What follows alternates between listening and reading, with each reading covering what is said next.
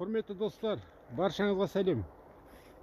Бүгін Алла қаласа көліктің ГРМ ременін алмастырамыз.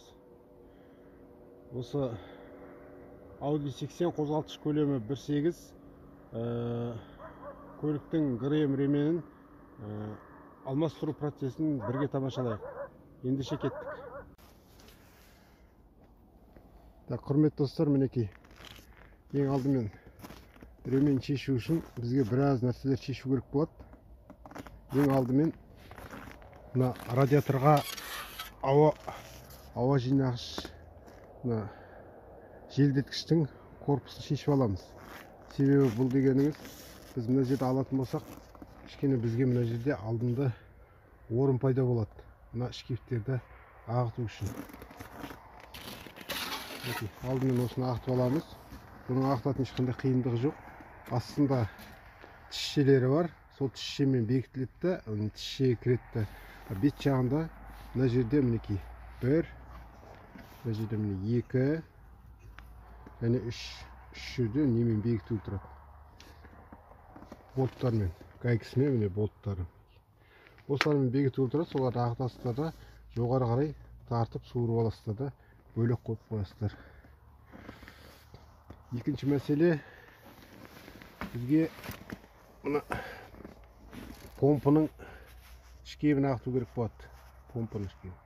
Бұл не үшін керек болады? Себебі помпаның шкебін ағытпасақ, бізге мына защитный корпусты қорғаныш қабатын ағыту қиынға соғады. Трит шкефтікі. Осыны ағытып аламыз. 6 қырлы кілтпен ағытылады. Размері 6 болу керек. 6 немесе 7 болу керек. Окей.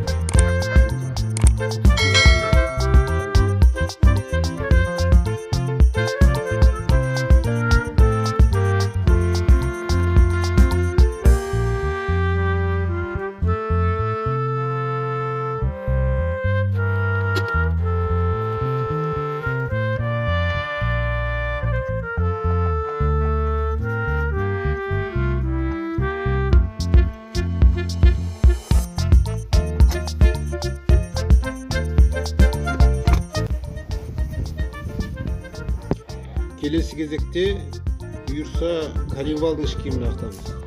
Мінекей көріп тұрсыздар, дәл сол жағы 6 размердегі 6 қырлы кілт, сол 6 қырлы кілтпен мына 4 болтты ағытып алуымыз керек.